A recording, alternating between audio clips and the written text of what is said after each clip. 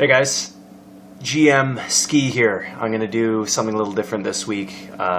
Most of you read the email that I sent requesting comments about what you thought your team was good at or what they were bad at or what you would like to see improved, or if you just wanted to rant about your team or players or injuries or something like that.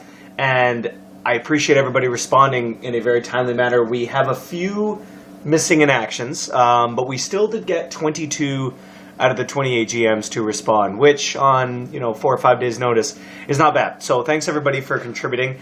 And if there's a rumor going around that this was just a half-assed attempt at me not wanting to do work, I can assure you that is almost the case. However, I've realized now that getting everything together is actually more work than me just looking at stats and figuring it out. So I'm afraid the joke is on me. And I thought this would be before we left for a really easy power rankings, and instead it is more work. So thank you all for that. Really, really appreciate it. No, but I do. Seriously, it's going to be good. So I am still a little hungover, I think, from Saturday night, Sunday. It was pretty amazing to see Canada win the gold medal. I'm sure most, if not all of us, watched it. Here on the West Coast, the game was at 4 a.m., so I made the brilliant decision to stay up all night. We had a birthday for my girlfriend and one of her friends, a joint party at this really nice sort of hotel condo. And a bunch of us were partying, and then some people left, and some people took naps. And I'm like, no, I'll just stay up and drink Red Bull vodka and Nas and all that poisonous, sugary crap to keep me awake. And the guys had a brilliant idea to get pizza, but unfortunately every pizza place in Victoria was either closed or delivering to the thousands of other people who had the same brilliant idea. So we went on a trek to downtown Victoria while it was snowing. We saw lots of homeless people asking us for money and then yelling, "Go Canada!" And we had a bunch of people lined up outside of bars, which was kind of weird to see at 3 a.m. Usually you see it earlier on in the evening, or you see a lot of people lining up for cabs. But anyway, got pizza from high-quality establishments like 7-Eleven, because they were the only ones that had pizza. Anyway, so we stayed up, watched the game. I couldn't sit down. I literally could not sit down. I just had to pace the whole time. Combination of fatigue coming off of being drunk. It was kind of weird being drunk and hungover in the same time segment. Normally it's drunk, sleep, then hangover. Instead it was drunk, hungover, in that happened in 30 minutes. And some of the Mount A guys, especially Pat and my buddies Kazim and Eric and Matt, know that I don't handle alcohol very well. So it was a rough couple of days, which is why I did not get the power rankings up any earlier. Bit of a long-winded tale to basically apologize for it being a little bit late, so I apologize for that. Currently, the audio should be better than our last power rankings, simply because I'm using my Samsung Galaxy S2 instead of a webcam that I'm pretty sure is about 7 years old. So I hope the audio works, and it's not going to be as long as the preseason rankings, mainly because I don't have Matt and Eric just yapping away. It's just good old H-Ski talking to you about fantasy online hockey, which is I know what you guys all want.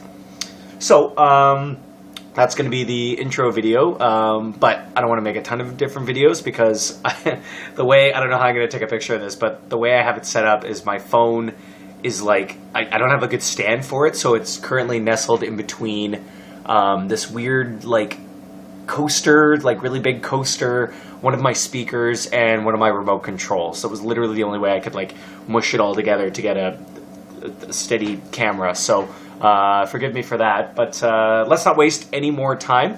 And just like the last video rankings, we are going to start from the bottom up. And it's going to be a real easy start because Kirk, GM of the Crunch, did not get his rankings into me. I'm sorry, Kirk. Now, what I was going to do was do impressions of the GMs who didn't write in, but I don't know a lot of you guys in real life. I mean, I feel like we share some form of kinship, but not in real life. So I'm not going to do that. I'm not going to be like, "Hi, my name's Kirk." Oh, no! The camera! No! Okay. This is why I should have done the dress rehearsal. Okay. All right, so I'm not going to slam anything. I'm going to remain very steady until this is over. So here's what Kirk has to say, or rather what I had to say about Kirk in the written portion of the rankings. The Crunch of Kansas City haven't won in over a month, but they did take the Titans to a shootout loss, and that's something. I also take back my comment about the Revolution's goalies. This doesn't actually work in the video because I'm going last to first instead of first to last. But anyway, I said the Revolution had a league high 4 different goalies start games for them. No, I was wrong. The Revolution's goalies, they have... Oh, there's a typo there. This is why I should edit. The Crunch have used 6 different goalies in their journey so far in 39 games. So I don't know if that's some kind of record. Kirk obviously is planning for next season. Oh my god, I think the camera's going to move again. I can't even move the mouse. Okay, we're good. Okay. And now, for number 27, the Montreal Millionaires. Chasm says, last week's... I'm going to switch it. I have 2 screens because I'm a pimp that way. Chasm says, last week's trades have the Millionaires on an upswing. The team went 2-2-2 this week, including a win over St. Louis and tight losses to Winnipeg and Hamburg. And new acquisition Olli Goomba Jokinen leads the way. Some say by striking fear into the hearts of his opponents with his googly-eyed stare. But with 5 goals and 5 assists in 9 games with Montreal, it's his numbers that are truly eye-popping. Oh, Chasm, that's like my level of bad pun. I love it. It's great. That's not really a pun. It's just well written. Good job, Chasm. I encourage that kind of writing. Upcoming games against St. Louis, Amsterdam, and Edmonton should tell us whether this is just a flash in the pan or if Montreal's momentum will last. So the Montreal Millionaires, will they continue their momentum? Is the analysis from Chasm. Moving along. Number 26. The Denver Rapids. Sam says, it's been a rocky season here in Denver, but the future is bright. After trading JVR, we have added to an array of first-round picks and young talent. Give us a few seasons, and we will be on top. I like Sam's optimism. Not only is he a better GM than me, but he thinks that he's going to be on top after a few seasons. Whereas, in my case, it took, I think, 11 years for me to win my first playoff series. Better late than never. What number are we on? Number 25, we have the Revolution. Now, I was impressed that Jeff got his analysis in, even though he is in Florida on vacation. There's only 2 reasons to go to Florida. 1, if you're about to die, or 2, if you're there for work. I don't understand people that go to Florida for vacation. Jeff, you and I will have to have a conversation about this someday. Here is my write-up from Miami Beach, Jeff says.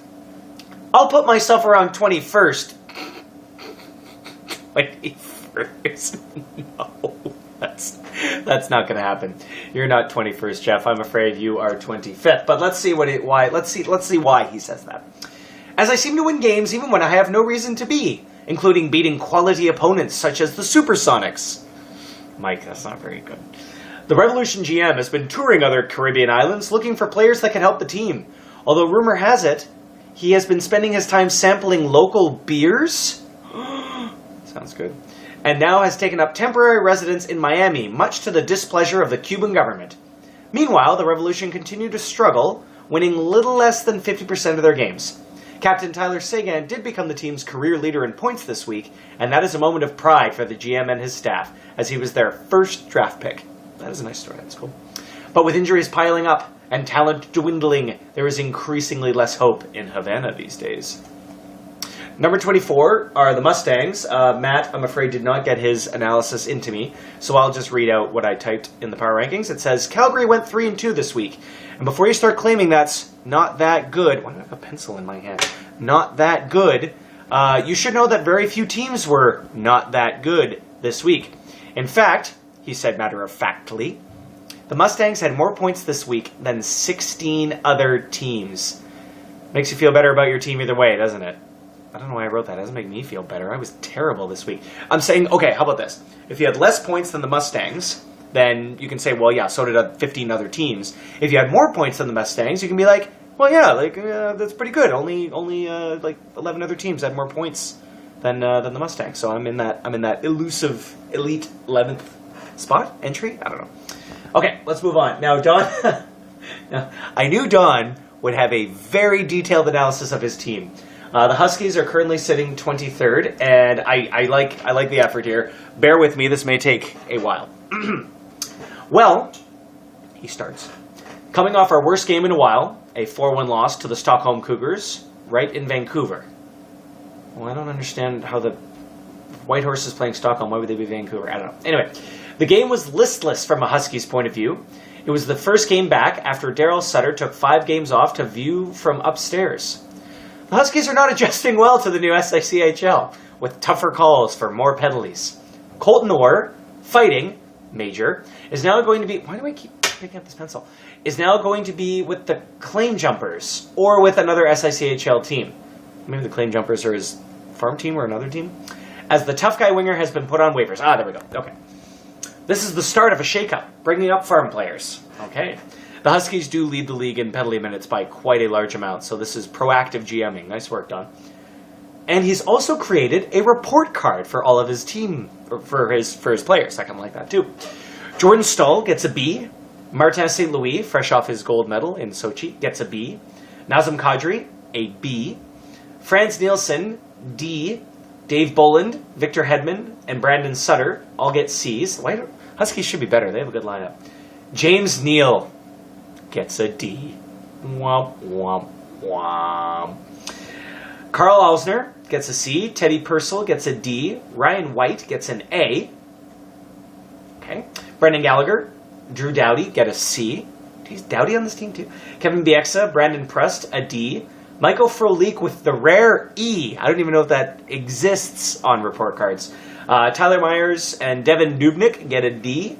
And Keaton Ellerby gets a C. And Carey Price gets an E. But he did win the gold medal in Sochi, so I'm okay with...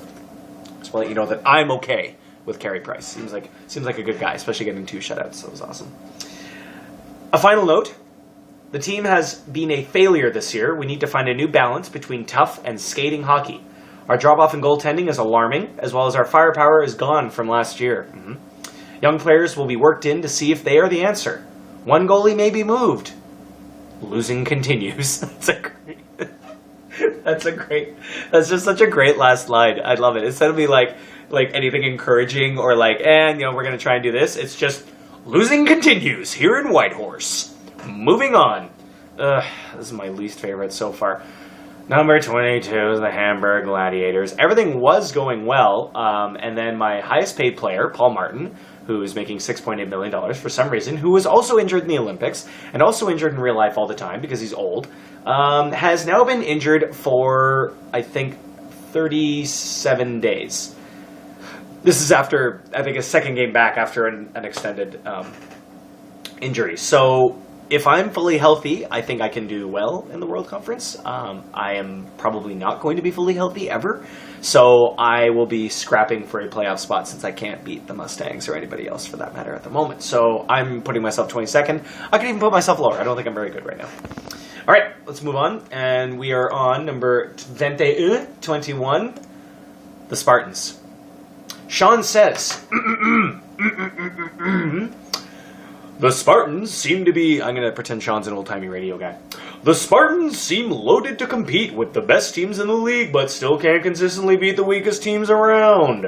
They deserve to be ranked among the league's bottom 8 teams based on their play, rather than among the top 8 teams, where they belong on paper. At some point, you have to believe that a fire sale sign will be hung on the outside of the rink.